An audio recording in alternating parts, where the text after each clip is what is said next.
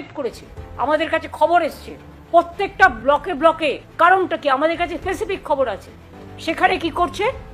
Micro observer বসে আছে কিছু গদ্দার আর কিছু বিজেপির দালাল দলদাস কৃতদাস, যারা কেউ গেলেই বলছে অ্যান্টি বেঙ্গলি এবং লিখে দিচ্ছে যে নট ফাউন্ডিং এনি এভিডেন্স, কোনো এভিডেন্স পাওয়া যায়নি।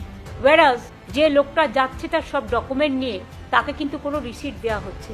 আর এই 13-14 বিজেপির প্ল্যান হচ্ছে bunch of bulk voter list যাতে আরও বাদ যায় যারা বেঁচে আছে। 13-14 পর্যন্ত হিয়ারিং হবে বলে দিয়েছে হঠাৎ করে। এটা হোয়াটসঅ্যাপ ইলেকশন কমিশন।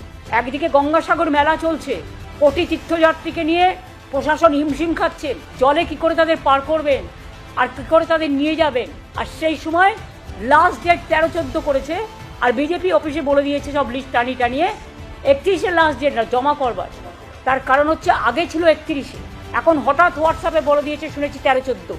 এবার আমাকে আপনারা বলুন, তাহলে 13-14 হিয়ারিং হলো না, কত লক্ষের হিয়ারিং হলো না? 70 লক্ষ। এখনো হিয়ারিং হয়নি। আর দুই হচ্ছে যাদের হলো তাদেরটাও নট ফাউন্ডিং ডিটেলস।